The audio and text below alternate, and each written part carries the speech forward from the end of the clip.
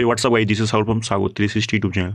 Guys, আজকে আমি তোমাদের দেখাবো পশ্চিমবঙ্গ সরকারের কৃষক বন্ধু প্রকল্পে যদি তোমরা আবেদন করে থাকো বা তোমাদের যদি অলরেডি কৃষক বন্ধু প্রকল্পে নথিভুক্ত হয়ে থাকো এবং তার কৃষক বন্ধু প্রকল্পের টাকা তোমাদের অ্যাকাউন্টে কবে ঢুকবে বা তোমাদের কৃষক বন্ধু প্রকল্পের স্ট্যাটাস বা বর্তমান অবস্থা কী আছে সেটা দেখার জন্য সবথেকে প্রথম যে কোনো একটা ব্রাউজার ওপেন করবে তোমাদের মোবাইল ফোনে। তারপর সিম্পল গুগলে সার্চ করবে কৃষক বন্ধু লিখে।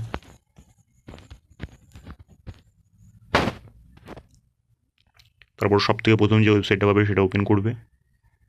ওয়েবসাইট ওপেন হয়ে যাওয়ার পর এরকম একটা ইন্টারফেস আসবে। তো সিম্পল এখানে স্ক্রল ডাউন করে এখানে নথিভুক্ত কৃষকের তথ্যতে ক্লিক করবে।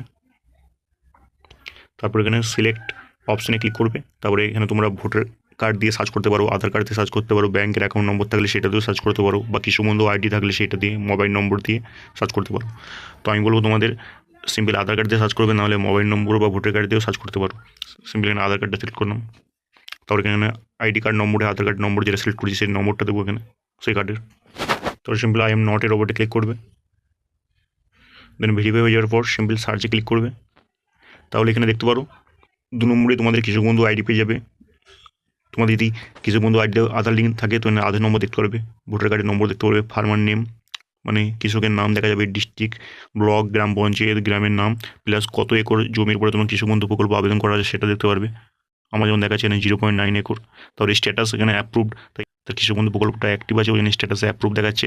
তারপরে ট্রানজ্যাকশন স্ট্যাটাসে দেখতে পারো অ্যাকাউন্ট ভ্যালিড, মানে ব্যাংকের অ্যাকাউন্ট যেটা দেওয়া ছিল সেটা সব ঠিকঠাক দেওয়া আছে, সে অ্যাকাউন্টটা ভ্যালিড। যখনই সরকার থেকে টাকা রিলিজ করা হবে, টাকা ছাড়া হবে, তখন তোমাদের কৃষক বন্ধু যে আইডি দেখতে পাচ্ছ সেই আইডিতে ইজিলি টাকাটা ক্রেডিট হয়ে যাবে, কারণ এখানে ট্রানজ্যাকশন স্ট্যাটাসে অ্যাকাউন্ট ভ্যালিড দেখাচ্ছে।